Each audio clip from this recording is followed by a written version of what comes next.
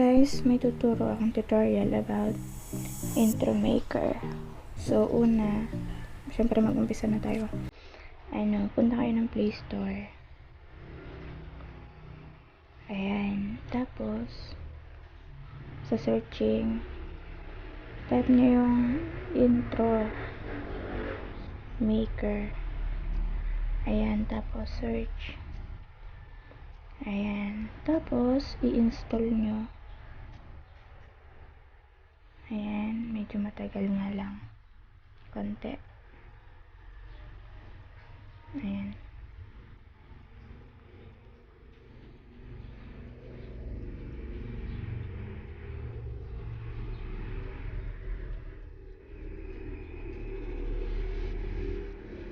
medyo matagal. So ayan, nag-open na siya. Tapos punta na tayo sa open, accept. Ayan,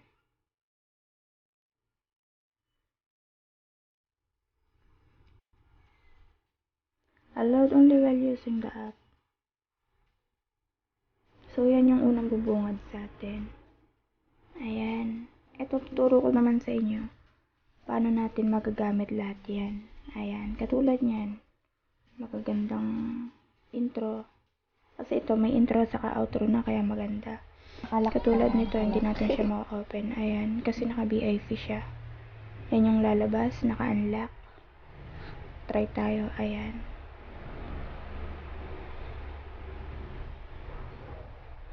Ayan, click natin. Yan yung lalabas. Template only 200, VIP 3 months 305, VIP forever 405. So yan yung lalabas, hindi siya gagana. Tapos mag-back na tayo. Ayan, back. So ganitong gagawin natin, back ulit tayo. Ayan, punta tayo ng setting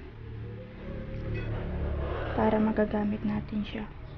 Magagamit natin lahat ng wala kayong babayaran. Nasa na ba yun? Wala na.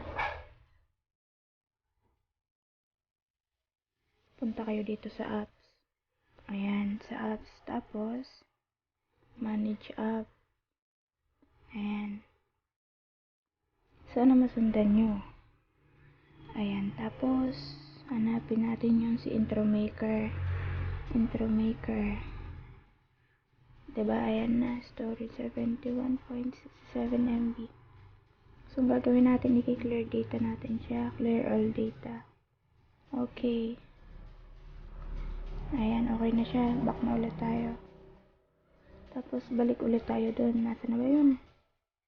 Ayan, intro maker. Ayan.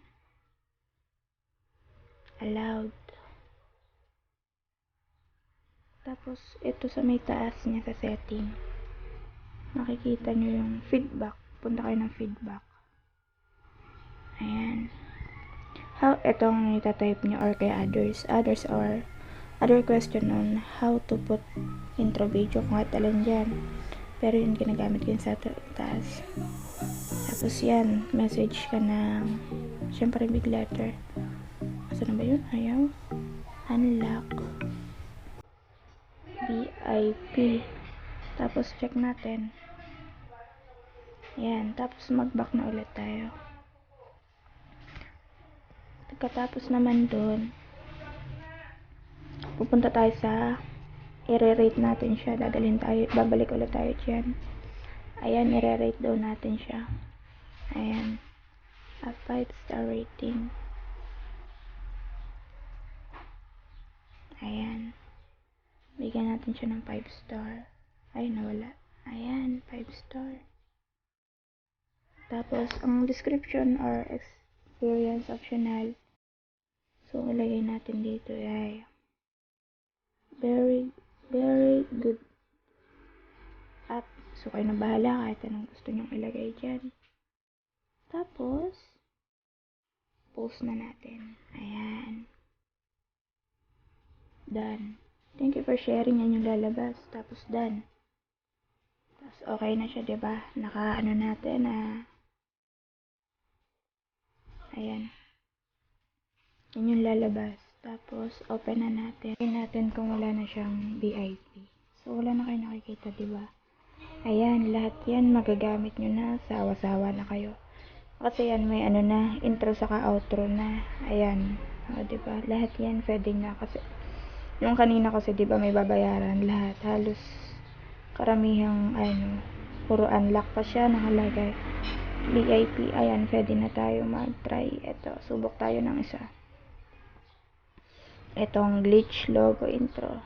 So, ayan, click natin lang tong, ayan, parang loading niya. So, ayan na. Tayin lang natin. Yung loading resource pa siya. Resources. Medyo matagal nga lang.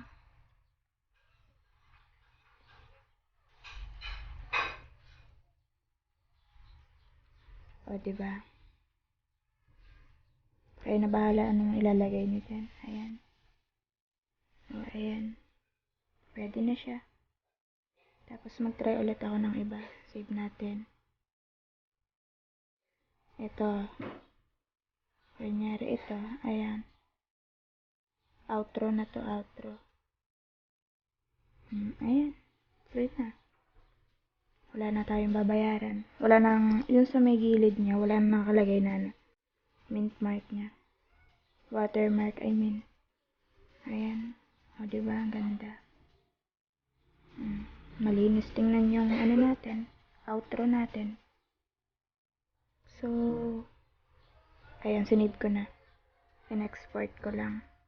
Kapag tapos na yun, may lalabas dun sa may taas na parang check. Check nyo lang yun or kaya arrow na pababa. So, ayan. So, I hope nakatulong sa inyo guys yung tutorial.